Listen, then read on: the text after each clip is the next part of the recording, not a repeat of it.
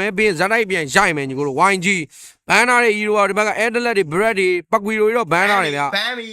ဘန်လိုက်ပြီငါတဲ့ဘန်လိုက်ပြီပကီတိုဘန်လိုက်ပြီမင်းအဲကျန်းနေတယ်ပကီတိုဘန်ပေးလိုက်ပြီ တာတက်နေလို့ တာတက် တော့ပေးယူတော့ first page ယူလိုက်နော်မာဆဲယူပါတယ်ခဏမေးလိုက်ယူတော့ယူလိုက် ဘန်းမိလိုက်နော်ဟီရတာ first page ကတော့တန်တယ်နော်ယူတင်တယ်နော်ဟိုဘက်ကတော့နည်းဘဲလာရစ်တွေပါတော့ပေးရင်ပေးရလိမ့်မယ်ပေါ့နော်ဒါပေမဲ့ဟီရတာကတော့အတန်ဆုံးပဲ ပေးလိုက် bread လဲဘန်လာဟာလားပေါ့ပါပါပဲကြိုက်တယ်လို့ဆော့လို့ရတယ် မင်းသူတို့စောတဲ့ကောင်အကုန်ဘန်းလိုက်ကွာမင်းအဲ့ဒီ၄ကောင်စောအဲ့၄ကောင်ဘန်းလိုက်စူရှင်းယူမလားဟီရိုရာယူမလား ဘန်သွားတယ် hero ကောင်းတယ် အာယူမလဲဂိုင်း hero ကောင်းလား ပြောတာပဲ ဟီရတာယူတယ်ပဲ အေး hero တက်လည်းဖြစ်နေတာဆိုအရန် over power ဖြစ်နေရလို့ကိုမြင်တယ်ကွာမင်းတို့ဘယ်လိုတွေးလဲတော့မသိဘူးကိုကတော့အဲ့လိုပဲမြင်တာပဲ မဲ အားလေးကနေလေကိန်းထိကျန်းတယ် မှန်နေတာကြီးလို့ ဟောလေဟီရိုရာအရင် confidence ရှိနေဟိုဘက်ကဂျန်ငယ်ရလေဟီရိုရာဖြတ်ထုတ်လိုက်တာတော့ကောင်းတယ် ဟုတ်တယ် ဒီမှာအမေဂျူရှင်းတို့ယူချင်းတို့ယူချင်းယူကိပေါ်မှာ brand ကလည်းဘန်းမလိုက်ပြီ မင်းကျူရှင်းယူငါကလောက်နဲ့ပြန်ထုမှာလားမင်းပကွေးတော့မရှိတော့မင်းဘာနဲ့ထိအောင်မလဲကြည့်အောင်မယ်မင်း မန်စမန်ချင်းထိန်လို့ကတော့စန်ကြီးရဲ့ကလောက်ကိုယုံကြည်ထားတယ်ညီကိုတို့ စန်ကြီးနဲ့အကွာကြီး မရတာလို့တကယ်ပြောတာလို့တိုင်းလို့ ကောင်ဟီကိုကစောက်ပကွေးတော့တကောင်လောက်ပဲစော့တက်တာ နေနေမယ်ဟောအာမစောတော့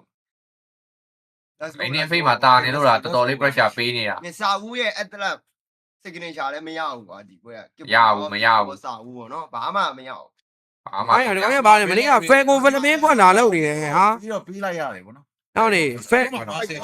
ကလောက်ယူမယ်လေ easy ပဲလေကလောက်ယူ ဖဲဖလမင်းခွက်လာလောက်နေဟမ် ဒီပါတော့ကလောက်ပဲသားတို့ဤတော့ကလောက်နော်အော်တိုဝင်း မာဆယ်လေးလွတ်နေသေးတယ်လေ အဲ့မာဆယ်တော့ ဟုတ် ရှိ ကလေးယူမလားဂျူရှင်းလေးယူမလားဂျူရှင်းကောင်းတယ်ဟော ရှင်းလဲရတယ် ကလောက်ဂျူရှင်းကလောက်နဲ့ဂျူရှင်းနဲ့ဂျူရှင်း ကျူရှင်း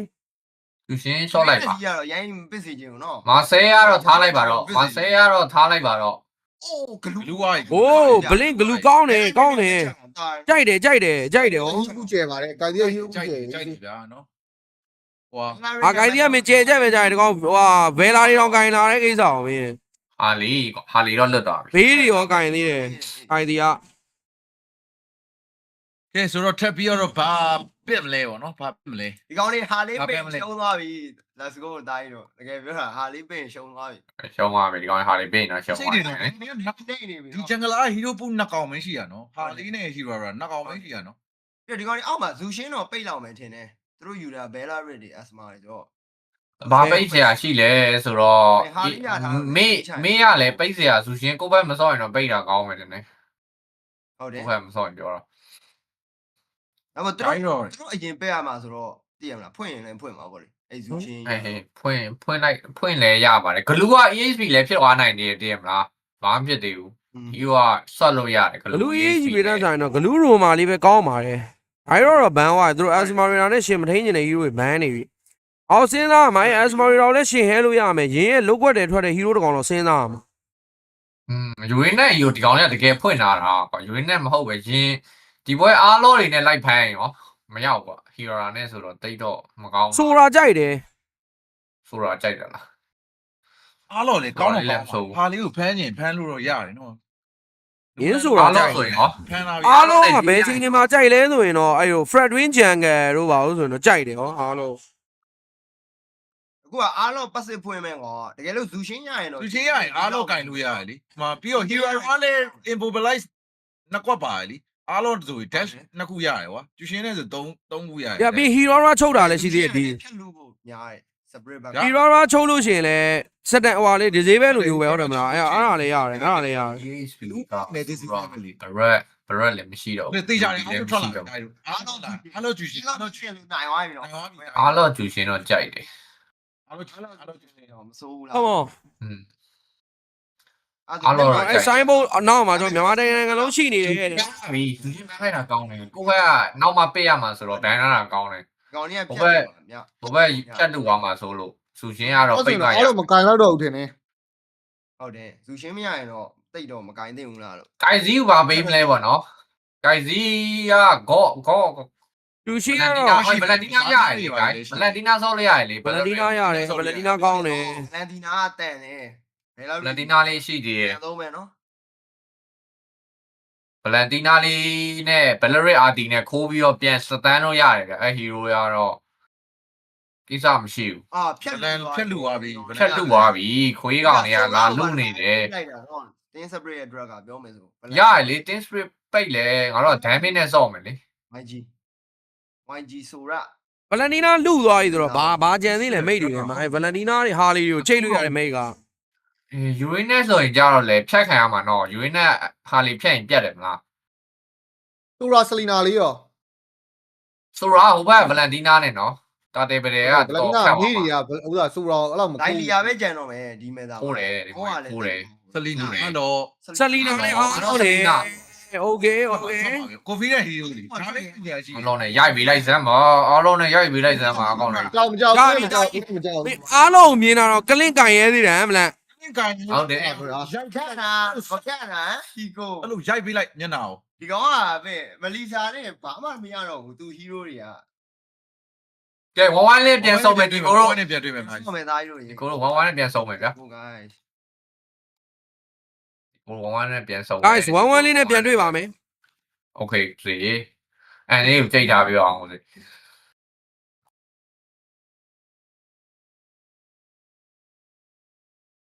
အေးစေးအေးစေး ဘယ်ဖြစ်တာကိုဖြစ်ရလားကိုဘယ်လိုဖြစ်တာတော့ အေးစေးအားမဖြစ်ဘူးသားကြီးတို့ ဘာဖြစ်နော်ကျွန်တော် draft လေးကတော့ကျွန်တော်မျောလင့်ထားတဲ့ draft လေးတော့ထွက်လာပြီဆိုတော့ဘာဖြစ်နော်တစ်ပတ်က confident hero တွေမပေးထားတာဘိုင်းရလဲတော်တော်ကြီးတော့အားရကျင်တဲ့ချင်းစီကကောင်းနေကြရင်လည်းပဲနော်ကျွန်တော်ပြန်လာပြီကိုတို့ကဲမြန်မာလန်လေးမှန်သွားပြီလက်မလေးနေသွားပြီညီကိုတို့ဟလာ let's go 1-1မယ် ကဲအားလုံးတွေပါလဲပါတယ်เนาะဒီဘက်မှာစန်ကြီးကလောက်ထက်ရထားရနေပဲဒီဘက်ကလည်းစန်ဆက်လက်ပိုင်းဗလန်တီနာခိုးစရာစပိန်ရဆလီနာဘာညာပြန်ခိုးလို့ရမယ်เนาะဒီဘက်မှာလည်းအားလုံး finance လက်တွေပါခိုးရရမယ်ဆိုလည်းရတယ်ဗောနော်သူဟီရိုက Dating face မှာကြည့်မယ်ဆိုရင်တော့ကလောက်ကတော့နည်းနည်းလေးမြန်အားလီဂိမ်းနစ်အိုက်ပတ်မလားသားကြီး မပေါ့စကေး1နဲ့စားလို့ရတယ်ကလင်းကတော့ပြစ်မှာပဲဆိုရင်ပဲဟိုလိုကြီးနိုင်တဲ့ထိတော့မဖြစ်ဘူးဗျာသေးလားအဲ့ quit draw ပြီးလို့ရှိရင်စိတ်ပိုင်တက်ပါပြစ်လို့ရတယ်နိုင်ကြအကြောင်းတော့မရှိဘူးကလောက်က ဒီပေါ်မှာ EHB prep ဘာညာစားရတယ်ဆလီနာ Arrow Man တော့ fat black ကကောက်လို့ရပြီသားဟီရိုရာနဲ့ဆိုအားလီဂိမ်းချလို့ရရင်တော့ဒါအဲ့ကောင်လုံးလို့ရလုံး Arrow ဟုတ်တယ်အဲ့ဒီကွန်ဘိုကြည့်နေတာ fat black ဒါပဲ ခိုင်စီတွေ့လားဗလားငါပြောအဲ့ကွန်ဘိုတွေ့လာလား ဒါပဲဟိုမတက်ကြီးရက်နေတာရှောင်မရအောင် ဘရိုအဲ့ဟီရိုရာချုပ်မယ်အဲ့ကောင်မတ်တက်ကြီးရနေတဲ့အချိန်မှာ Arrow ပြစ် threat တင်ဘရိုရဲ့ဂလူးချုပ်တာနဲ့အဲ့ကောင်ဘာလုံးမလဲမေးလိုက်ကလင်းဆိုတဲ့ကောင်တကောင်ရှိသေးတယ်ကလင်းဆိုတဲ့ကောင်တကောင်ရှိသေးတယ် စားရတယ်စလီ ကလင်းဆိုတဲ့ကောင်တကောင်ရှိသေးတယ် စားရတဲ့အနေသားတစ်ခုမှเนาะဒီတက်ပို့ပြီးတော့เนาะကျွန်တော် arrow တွေထပ်မြင်လာဖို့တော့ရှိနေနေပဲစာအုပ်ကတော့ငြိမ်သွားပြီဘရိုเนาะ ငြိမ်သွားပြီကောင်ရှင်းမတက်ရဲတော့ဘူးရှင်းမတက်ရဲတော့ဘူးဒီကောင်နော် level လေးပါလေးစာပေါ်လဲမှာတော့ရင်းကိုလုံးချင်နေတာ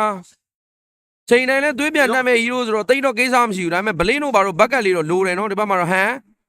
စမ်းသက်လာပါလာမယ်လမ်းကြောင်းလေးမှာအသင်းဆောက်နေတာများလားအော်မ track အေးရှောင်သွားပြီဒီတစ်ခေါက်ကအေးစေး အောက်ပါ နည်းနည်းလေးပြန်ပါတာတာနေပေးမှာလားသားကြီး ပေးလဲပေးလိုက်လို့ရတယ်ပြဿနာ တာနေပေးလိုက်လို့ရပါတယ်နော်ဒါပေမဲ့ hero ကတော့လာယူခြင်းနဲ့နည်းနည်းလေးနောက်ကျသွားတာဗျာ ဟိုတိုင်မင်းနည်းနည်းလွဲနေတာတိုင်မင်းနည်းနည်းလွဲနေဒီဘက်အားလုံးကလည်း level 4ယူနေရတော့ဆိုတော့ ဟုတ်ပါ အဲ့တတဲနားမှာအသိမရှိပေးတာကြောင့်လည်းပါတယ်ဗောနော်ဒီဘက်ကဟာလီနဲ့ကြတော့လေတတဲဘာတွေကတော့မြန်ဆန်4ချသွားတဲ့အပိုင်းရှိသွားတာဆိုတော့ဘာဖြစ် first star တွေကတော့ skip ထားတဲ့အပိုင်းပဲပြောရမှာပဲဘလို့နော် first star တွေကတော့ရေးမကြည့်ဘူး ဘလူးကလည်း AC ပဲเนาะအခုနက hero ကချုပ်ပြီးတော့ arrow ပစ်တဲ့ဟာလေးတော့နည်းနည်းတစ်ချက်ဆက်ကြည့်ခြင်းသေးတယ်တဲ့မှာနှစ်ခါချုပ်ပြီးရင်တော့ဒါကြီးမူးတယ်ဒါကြီးတစ်ခါပဲချုပ်ရင်တော့မရတော့ဘူး ပေါ်လန် ဘောလန်အားလုံး ပြေးဦးဗျ final slot တွေပါရိုက်ပြီးတော့ lane တွေပါရှင်းထားတာဗျ IZ arrow Shotting သွေး shot River Monster နောက်မှဆလီနာရဲ့ form လေးတော့ပြန်ခိုးရတယ်မနော်ဒီဘက်ကစမ်းဆက်လာပါအနေနဲ့ငိန်တော့ငိန်နေတယ်ဗျဒီပွဲနော် second data လောက်မှပဲစချမလားမသိဘူး first data တော့လည်းဗတဲ့ကဖြစ်မလို့လည်းမဖြစ်သွားဘူးဆိုတော့ပွဲအေးပါတယ် ကဲ EC ပဲတွားရတာဗာပြေဟီရိုကီတကောင်ရရတယ်နော်ပွဲလေးကငြိမ်သက်နေတော့မယ်အောက်မှာလဲကျွန်တော်စန်ဂျီကောင်းမွန်တော့ fan win တော့ရနေနေပဲနော် second data ကတော့ချရမှာဘလို့နော် man lane အောက်မှာလာပေါ်နေတာဆိုတော့ကျွန်တော် data ပတယ်လေးကတော့ နော်ကျွန်တော် second တက်တယ်မှာတော့မြန်မြန်ဆိုင်ကြည့်ရဖို့လို့ရှိမယ်ဗျနော်အားလို့တွေ asma တွေလည်းဆင်းလာမယ်နေသားဆိုတော့ကဲကျွန်တော် second တက်တယ်လေးတီချာလေးစိုင်ပြလိုက်မလား အလီနာအဲရိုဘာညာနဲ့ကန်ဆယ်နဲ့ဒီဘက်မှာလည်းဘလင်းနော်ဆပ်ဘရက်တော့ပြန်သုံးလိုက်တယ်ဗျသူ့တော့ဒက်တလီမက်ဂျစ်လေးစွတ်ထားလို့3မိနစ်ခွဲလောက်မှာတော့တကယ်ကြီးကိုငြိမ်နေတာနော်တစ်ဖက်ကလည်းရန်ကြီး aggressive ဆန်တာမျိုးမတွေ့သလိုကျွန်တော်မြန်မာဘက်ကလည်းရန်ကြီးဆက်လိုက်ချတာမျိုးမရှိဘူးဗျာဆိုတော့တာတဲ့ objective ပဲကြရင်တော့ချရတော့မှာနော်အဲ့တာတဲ့ dance လေးတစ်ချက်ကြည့်ရမယ်river monster နဲ့ဆိုတော့လာလို့တော့ကောင်းတယ်နော်ပေါ်လန်းကနေ creep တွေပါတယ် AC ရှင်းပြီးတော့မှပဲဒါတပြေးလာမလားဒီဘက်မှာလည်းကျွန်တော်ဟာလီက blue bat တွေပါတယ်စောင်းမယ်ဆိုရင်တော့တတဲတွက်ကတော့အချိန်ရအောင်ပါလို့ကဲအဲ့မှာတော့နော် second တာတဲ့ပေါ်လာရင်းနဲ့ပဲကျွန်တော်မြန်မာအသင်းဒီတာတဲ့လေးကိုအရင်လုံးကြည့်မလားဆလီနာအဲရိုဘာညာနဲ့လမ်းတော့ကန်ဆန်းထားရင်းနဲ့ကျွန်တော် track တွေပါတယ်ချပြီးတော့ခြုံလေးလက်ဆက်ထားသေးတယ်ဘလာရစ်စာဦးရဲ့ wall drug လေးတော့သတိထားရမယ်ဗျာနောက်မှလည်းအဲရိုတစ်ချောင်းသွားတော့မန်နေနဲ့ပဲနောက်မှာတော့ဘလူးဝင်လာခြင်းလားဆလီနာအမေဆန်လုံးမယ်အားလို့ Dallas Strike လွဲဝိုင်းမှာတော့ Flicker ခုံရှောင်းတိုင်းနေတာတခုမှတော့နောက်ဆုံးဒီတာတဲလေးကိုတော့ဟမ်ဗီဒီပေါ့မယ်နေတာမှာရာသွားသေးတယ်တတဲဟီရိုဂီထက်ယူလာ Star Ball ပါကြတဲ့ဝင်လာပြီးအကုန်ပြန်မေးတယ်စာဦးထုံစာဦးဘလန်စင်ကျူရဲ့အကြားမှာဟီရိုဂီထက်ရတိုင်းတော့ပါဆယ်အဲ့ဒီကောင် Asmarita ကစ်ပုံမှာအဲရိုသွားမယ်နေပြီနောက်ကကလင်ကြီးဂျပ်ပကီရင်းနေတူပဲဟီရိုဂီနှစ်ကောင်နဲ့တာတဲနဲ့ရလိုက်ပြီတအားကောင်းတာပြောတယ်ဘို့ second တက်တယ်ချတော့မှာဆိုတာနော်အလကားပြောခဲ့တာမဟုတ်ဘူး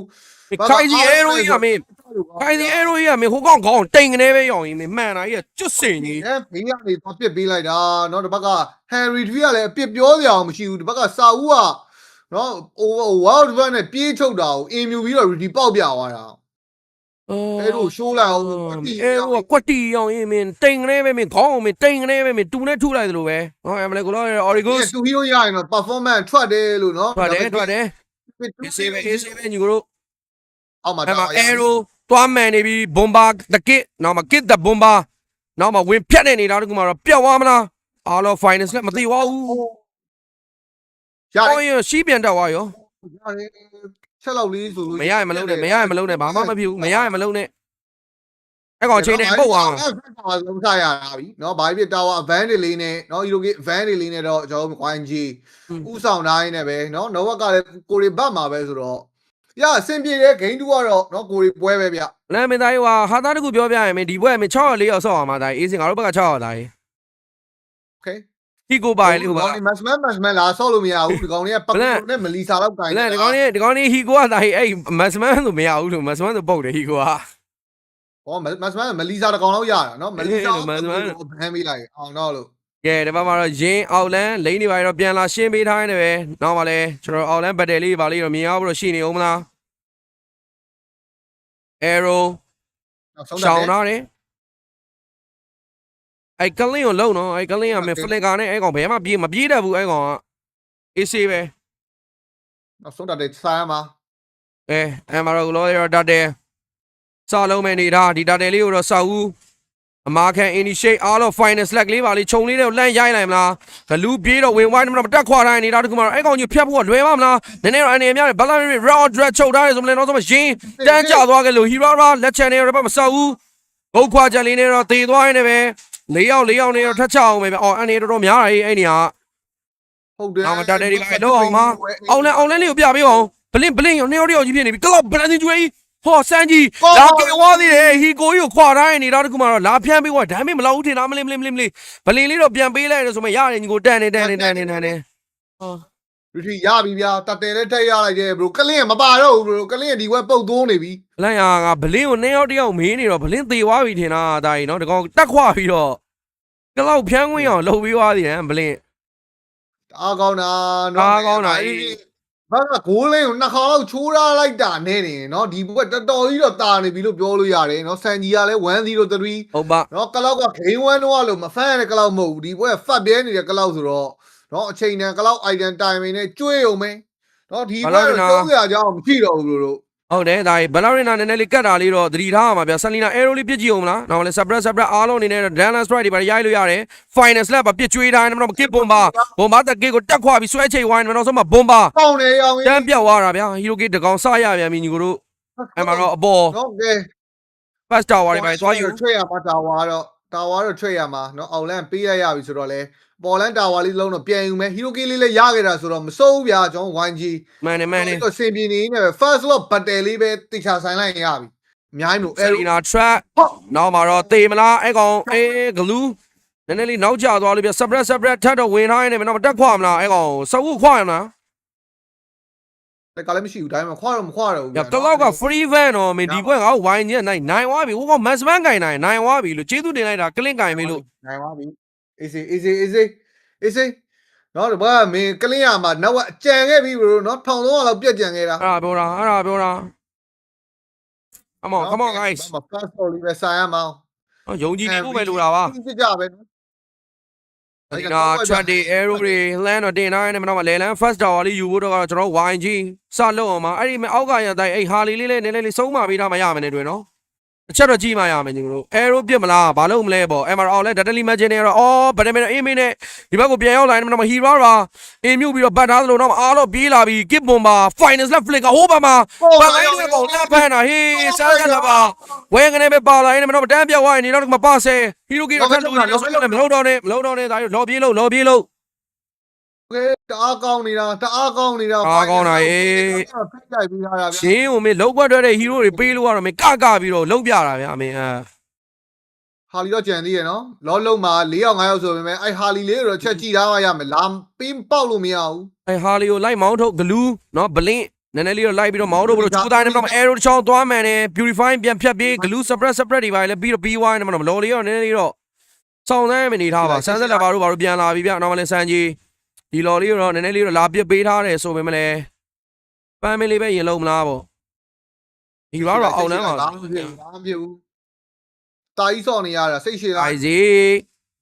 တွေးပါပြန်ဟီးလို့ရနေသေးတယ်တိုင်းဘာမှမပြေဘူးလားအားလုံး finals လက်ခိုးတာလေးတော့သတိထားနော်အဲ့ကောင်မထင်ဆိုလို့ရိုက်လိုက်မယ် ။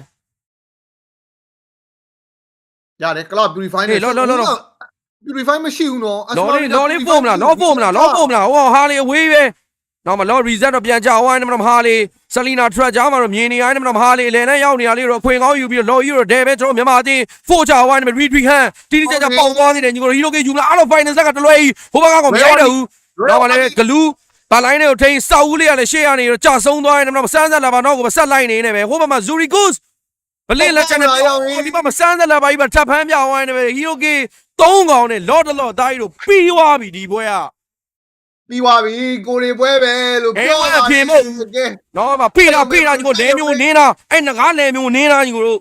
အသက်ပေးမရှူနဲ့ဒါအဲ့ငကားကို တဲ့ရုံပဲ အဲ့ငကားကိုအသက်ပေးမရှူနဲ့ အကြီးမတော့ final slash Dallas strike ရပြီညီကိုတို့ track no fine kit bomba တကစ်နင်းအောင်ညီကိုတို့ မက်ကရှိရလိုက်ပြီလော်လေးနဲ့ပဲထက်ရသေးတယ်နော်တက်လို့ရသေးတယ်နော် အသက်ပေးမရှူနဲ့နော်သူတို့နောက်မှ arrow ဂျားရနေတော့ဖြတ်ဝိုင်းနေမှာလဲလန် first mega တော့ story လိုချင်ပေမဲ့လည်း creep way လေးရောနည်းနည်းလေးထပ်ဆောင်အောင်မယ်ညီကိုတို့ ရတယ်လောလာနေတော့ထက်တက်လို့ရသေးတယ်ပေါ့ပါပဲလုံးဝအသက်ပေးမရှူနဲ့သား လောအသက်ပေးမရှူနဲ့တိုင်းမင်းသူတို့တာတော့လည်းဖိတာတော့ဗလန်ဟလား ဟုတ်တယ်အသက်ပေးမရှူနဲ့တခါလေးတက်မှာ ဟောကလင်းဆိုတဲ့ကောင်လေး final အကြားမှာပါလာတော့မယ်လို့အာရုံရနေပြီဗလန် ရရုံပဲနော်ဖလက်ကာရှိရနော်ရင်းကဖလက်ကာရှိရရရုံပဲ final ဟီကိုလေး arrow လေးပဲသွားစားမလားပေါ့အမဘောလန်လော်တွေပါပြေးရ arrow တစ်ချောင်းစာဦးသွားရမန်နေနဲ့မတော့12 minutes ဆိုတော့ mega မရှိတော့ဘူး mega တလန်းစရပြီမြန်မာအသင်းလေလန် wave တွေပါရောထပ်ရှင်းအောင်ပဲဗျနော်12 minutes ပါညီကိုတို့အမလည်းမလီဖစ်ကန်တွေပါလာပြီ ရသေး space ရှိတယ် ဖိတာညီကိုဖိတာလို့ရသေးတယ် ပေးမရှူနဲ့ အသက်ကိုဘေးမရှူနဲ့အီရာချုပ်တာလေးလွဲဝိုင်းနေမှာအင်မြူပြန်ပတ် mega တလန်း ဆန်ကြီးရဲ့ပြစ်ချက်နဲ့ထက်ရလိုက်တော့ဘယ်လိုနည်းနည်းပြန်ဘတ်ကြည့်မလားငါတို့ မိုက်တာလုံးယုံမင်းနော်နောက်ထပ်ထွက်လာမယ်စက္ကန့်60လော်လေးပဲ အဲ့လော်လေးပဲစောင်းနိုင်မလားဒါရင်ငါတို့အေးစစ်စစ်လေးပဲစောင်းမယ်လား နော်မင်းတို့ရုပ်တော့လာလို့မရဘူးဒီကောင်တွေဟီးရိုပေးချကြည့်တာဂိမ်း1တော့နော်ကဲဂိမ်း2ပိတ်ဆော့လိုက်တော့ဒီကောင်တွေဘာမှလောက်ကွက်မရှိတော့ဘူး ဂိမ်း1ဒီကောင်တွေသွေးဂိမ်း2သွေးပြတ်နေပြီဗလားဒီကောင်တွေဂိမ်း2သွေးပြတ်နေပြီဗလား ပြတ်နေပြီကလင်းကမပါဘူးဘရိုကလင်းကမပါဘူးကြည့်တယ် ဟုတ်ကဲ့ဘရိုဟိုဘက်ကကျွန်တော်ပြောပါတယ်ဘရိုပွဲစားရတယ်6ရောက်4ရောက်စောင့်နေတာလို့ဘရိုဟိုဘက်ကဟီကိုကကျွန်တော်တို့ဘက်ကအဲ့ကောင်ကလင်းပါအဲ့ကောင်မန်စမမကင်တော့အဲ့ကောင်ပတ်ကူရိုဘန်းမင်းနဲ့ပြီးသွားပြီအဲ့ကောင်ပြီးသွားပြီအဲ့ကောင်ဘွားပြီးသွားပြီပတ်ကူရိုဘန်းမင်းနဲ့ ကင်ပြီးဒီနေရာတက်လာတာကွာဒီကောင် နော် eBay နဲ့ပကွီရိုကိုင်လို့ဒီကောင်ကဒီမှာဒီနေရာတက်လာတာကွာမင်းကောတို့မာဘလို့ကမသိတာမှမဟုတ်တာဗလားပေးချကြည့်တာပါဒီကောင်ကဒီပေးချကြည့်တာရမလားဗောမရတော့လေဘန်းမေးလိုက်တယ်ကွာပြီးသွားလားမင်းအရန်ကောင်းတယ်နောက်မကိုင်နဲ့ ကဲလော်လေးတော့ကြည့်ရမယ်နော် second law ဒီ law နေကတော့ final position law ရမယ် law ဆိုတော့လေအရေးတော့ကြီးနေခဲ့ရင်းနဲ့ပဲနော် law လုပ်ဖို့တော့ကတော့ selection ဒီပါနေတော့ vision အကုန်လုံးတော့လိုက်ယူထားတယ်ဗျ ကဲဒီမှာတော့အပေါ်လန်း second law battle လေးကိုတော့ကျွန်တော်တစ်ချက်ကြည့်ရမယ်ဘတ်တင်သာပြောတာပါဗျဟိုဘက်ကလာလူမယ်မထင်ပါဘူးကျွန်တော်တို့ပဲရမှာပါအဲ့ law အဲ့မှာတော့ပေါ်လန်းမှာတော့ law လေးကိုတော့ကျွန်တော်တို့တွေပြေးပြီးတော့ပဲလုံးဝမယ်နေတာတစ်ခုနောက်မှလည်း arrow ဘာညာလေးနဲ့လန်းပြီးတော့ stand ပေးထားနေပဲအလယ်လန်းအနေနဲ့အပေါ်လန်းကိုတော့ပြေးတော့သွားတယ်ကျွန်တော်တို့ရဲ့ YG အကောင်းမွန်ဆုံးပဲ law လေးကိုတော့ဖြည့်ရှင်းဖို့တော့လူမပေါက်နဲ့နော်လူမပေါက်နဲ့ညီကိုလူမပေါက်နဲ့အဲ့ကောင်တွေရင်တက်မယ်အရင်တက်မယ်အရင်ချမယ်နော်ဟာလီကိုရှာဟာလီမရှိမှလူမယ်โอเคဂျင်းလိုက်တော့ရှာပေးတိုင်းမှာ glue subtract လေးရတယ်ညီကိုရတယ်အချိန်တိုင်းအောင်လမ်းမှာလည်းလိန်တွေကစီးနေမှာလား arrow ဘာညာနဲ့တစ်ဖက်ကခြုံနေပါတယ်လမ်းစစ်တိုင်းမှာ sunset level ရှီမန်းတော့တီသွားတယ်ဗျအားလို့ dance strike ဖြတ်ရှာရှိတာဖြတ်တော့ဒါတို့ဖြတ်ရှာရှိတာဖြတ်ချိန်နေရမ်းမစွဲနဲ့ ဟုတ်တယ်အချိန်နေရမ်းမစွဲနဲ့ချိန်နေအောင်လဲလိန်စီတော့မှာဗျအောင်လဲလိန်စီတော့မှာစိတ်လေးနဲ့ရှည်လိုက်မလား ဟုတ်တယ် arrow ထိဖို့လိုနေတာ arrow ဒီတစ်ချောင်းလောက်ထိလိုက်လို့ရှိရင်တော့နော်ဗတယ်ဆောက်လို့ကောင်းသွားပြီ စံကြီးနည်းနည်းလေးလိုက်ပစ်ထားသေးတယ်ကစ်ပွန်ပါဦးနောက်မှလည်းလောအနေနဲ့သွေးသုံးဖို့တဘုံ reset ကလေးပဲခဏပြန်ချထားရင်းနဲ့ပဲဘာတွေများဆက်ပြီးတော့လုံးပြအောင်မလဲ arrow ဂျားတွေကနေတော့ဖြတ်ထားသေးတယ်ဗျနော်တကောင်တော့ဖြတ်မှာလားကျွန်တော်မေဂါ2လမ်းတော့ရထားတယ်ဆိုမှဒီလော့တလော့လည်းတစ်ဖက်ကမပေးချင်ဘူးနော်ဘရိုလာအရန်ကာနေတာနောက်မှအားတော့ finance လက်အိုးရင် Dallas Drive flicker လာဆိုမှ finance လက်လွဲဝိုင်းနေတာဒီမှာ flicker လေးနည်းနည်းလေးတော့ပြန်ဆောက်အောင်တော့မယ်ညီကိုတို့ရင်ဖမ်းတာတော်တော်လှတာနော်ဖမ်းတာတော်တော်လှညီကိုအရန်ကြီး finance လက်ကနည်းနည်းတိုးနေလို့လမ်းရှည်အောင်ထုတ်ပေးရမှာညီကိုတို့ အောင်လဲနည်းနည်းစီးနေပြီဟန်သွားကြည့်ဟန်တော့ထားမယ်ဆိုလို့ရှိရင်နည်းနည်းစောင့်ပြီးလိုက်ရမှာ မှန်သွားစားရင်တော့ဖိုးခံမယ်နဲ့တူတယ်ကဲဒီမှာတော့စံကြီးကလောက်နောက်ကနေတော့တောက်လျှောက်လေးပြစ်ပြန်ပတ်ရင်တိုင်ဖလစ်ကမလို့တိုင်ရိုက်ပြလိုက်တယ်ဖလစ်ကမလို့ဆိုတာပြောပြလိုက်နောက်မှလည်းလော့ ဂလူးပတ်နေ ဘာဖြစ်တိုင်လိန်အောင်လဲလိန်လေးတယောက်တော့စီးပါအောင်တယောက်တော့ရှင်းပါအောင်အောင်လဲကိုသွားပြီးတော့ တိတယ်ဟာတိတယ်ဟာ ကိုချမှပြင်လဲချလိုက်တော့ရမ်းကြာနေပြီရောဒီနာ ဒီအောက်မှာတာဝါတွေမဲကားတွေပါပေးရမှာတော့ခရီးအုပ်ကြီးကနဲတာမဟုတ်ကား၄စီးတောင် ကဲအောင်လမ်းမှာတော့လိန်နေပါတော့သွားကာနေအချိန်မှာလော်လေးတော့ reset ပြန်ချထားရနေပဲဟီပါရာလော်လေးတော့သွားပြီးတော့သွားပြီးနေတူတယ်လိန်ရှင်းတာငါတို့ဂျန်ကလိုက်သွားရှင်းလိုက်တော့ဘက်ကလော်ကြီးကိုဖုန်းနေပြီဟေးလို့ပါအောင်နောက်မှလည်းဟီရိုကေယူရ finance လက်2 man ရိုင်းလော့ပေးလိုက်တော့လော့ပေးလိုက်ဟီရိုကေရအောင်ယူရတယ် Origos ရဝိုင်းနံပါတ်ကလော့ blessing ယူရ win knock ဟီရိုကေယူတိုက်လော့ပေးလိုက်မင်းလော့ပေးချတာတိုင်းလို့လော့ပေးချတာမင်းတို့ဟာလာရှင်းလို့လွယ်လို့ကွာလွယ်လို့မင်းတို့ဟီရိုကေ9အောင်လုံးကြမှာတိုက်လော့ပေးလိုက်လော့အောင်လန်းသွားလိုက်တိုက်မလို့ငါတို့လော့မလို့ပြောပြတာပါနော်အလဲလန်းနဲ့ပေါ်လဲ free way နဲ့နေမယ်အဲ့လိုရတဲ့တိုင်း9កောင်လုံးတင်း wide out သွားတာကြီးYG game 2ပြန်နိုင်လာပြီကိုတို့1-1ပါညီကိုတို့1-1ပါ let's go လွယ်ပါတယ်ပေးချပေးလိုက်တာကြာလို့ တီးထုတ်ရုံပဲဒီကောင်ပကွီလိုတကောင်ပဲရတာလို့ငါပြောတယ်ဒီကောင်ပကွီလိုတကောင်ပဲရတာ မင်းမှာပကွေလိုနဲ့မလီစာဘန်းပေးလိုက်တော့ဟဲ့မင်းကြောင်ပြောက်သွားပြီဒီကိုက